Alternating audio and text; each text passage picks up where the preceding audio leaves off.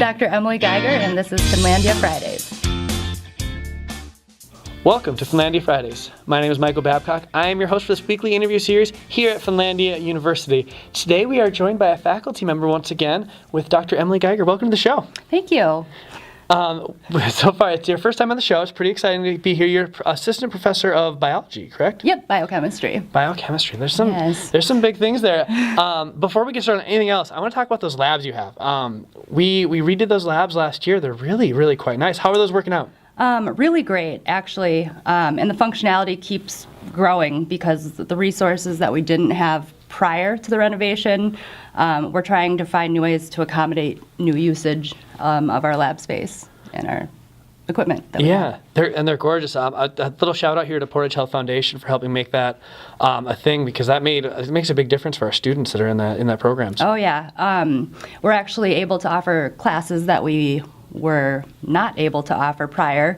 For example, our fume hoods were inoperable, and so we have 11 brand new fume hoods that work, so each student gets their own individual workspace, and we can, like I said, offer organic chemistry now. Excellent. That's some really exciting stuff. And what's interesting about you is you came in here right as that was getting going. You were able to help kind of design that. As this is only your second year at Finlandia, what's it been like being at Finlandia University? What I appreciate most is the relationships that I've built with my students. I have an open door policy in my office, so in addition to office hours, there's always students in my office, even if they're not working on chemistry homework, for example. And so, I know where my students are from, what they do for work, what sports they play, and it really makes my time enjoyable while I'm here. Yeah, we oftentimes talk about the 11-to-1 student-to-faculty ratio we have here as being a benefit for the students, but it's probably quite a benefit for the faculty as well. It is. It is. Does it help both inside the classroom as well as, I know you guys do advising as well. Yep. How is that advising relationship? It's really useful for advising. Getting to know our advisees or our students allows us to make sure that the credit load that we're registering our students for is manageable. We also make sure that they're taking classes that are geared toward their end goal after college. Yeah. So we can kind of tailor their degrees to their liking. Yeah, and one of the things that we like to talk a lot about here is the customizing you can do with, and pretty much all of our degrees have a lot of flexibility in both the programming options in terms of different ways you can go inside of the paths of those programs, but also the results at the end of it. And biology, which is the one, the major that you spend most of your time teaching these students and advising, correct? Yep. That program is one of those that really flexes that muscles. We used to actually call the program pre-professional sciences, and we adjusted the program a little bit, renamed it biology. But what students are able to do with that is really limitless. Is that right? That's correct. With biology, the field at the undergraduate level is so broad. For example, you're studying, microbiology. You have evolution, genetics. It's just very broad. And so typically, if you want to use your biology degree, professional schooling is not required, but often the path taken after undergraduate studies. And so what's neat about Finlandia is that if we don't offer a course that may be useful for that end goal, we can do independent studies or special topics courses, which would be working one-on-one with a professor or bringing the topic up to a professor, and they can potentially design the course for it. For example, we've had a lot of students interested in medical school after graduation, and there is an exam that the students have to take to get into medical school called the MCAT, and some students were interested in a test prep course to help prepare them for this exam. And so we don't currently offer an MCAT test prep course, but we're doing an independent study with one student right now. So that he is well prepared for that exam.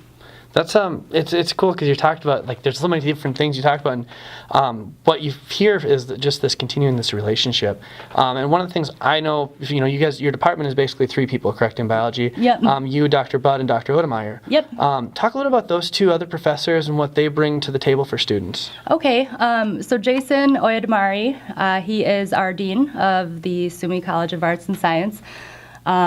And he is he studies fish. He's more of an ecologist, which is out of my realm. And that's a perfect example of how broad biology is. Like, I have no idea some of the stuff that he studies.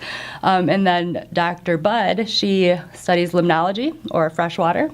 Again, it's kind of out of my realm, but we pretty much have our bases covered within the field of biology for faculty. And I remember when they brought you in, that was kind of what they said, is you're bringing a completely different angle on it, which can be really helpful. Do you feel like students get, I'm assuming before they go into these very specific things that they're interested, do they have to, are they brought into all these different, are these different philosophies of biology? Yep, so the biology degree has our core requirements, we call them. And so that would include like your general chemistry courses, anatomy, oops, sorry, that one's an elective. Your chemistry courses, your general biology courses. We have genetics, ecology, a junior seminar, and a biology seminar course. And those are required for everyone, and it's a pretty good spread of the different fields of biology. And then we have elective courses as well, which would include classes like anatomy and physiology, microbiology, and biochemistry, and evolution. And then we have a bunch of space for those special topics courses.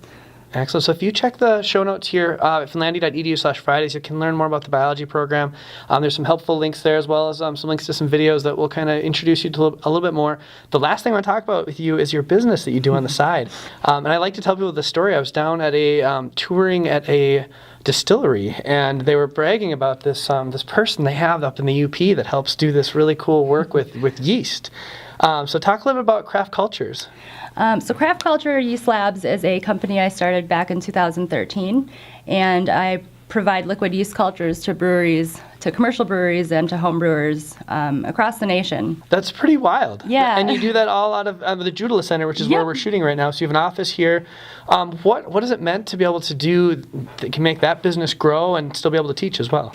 It's awesome. Yeah. They say, so I'm admitting I'm a millennial, but they say millennials have a hard time, picking out one hat to wear, and I find that that's not a misconception in my case. I love teaching, and I discovered that in graduate school, and then applying microbiology in the brewing industry, that was also discovered in graduate school. And then I didn't have to pick one side or the other when I had this opportunity to come here. So I'm spoiled. That's some fun stuff. And we'll have a link to her website for Craft Cultures as well in the show notes, because it's quite an interesting thing. And I imagine if people go to breweries all over the state and all over the nation, people have heard of you. Yep. Yeah. That's a lot of fun. Thank you guys so much for tuning in to Finlandia Fridays this week, and thank you for being here. Thanks. We will see you guys next Friday.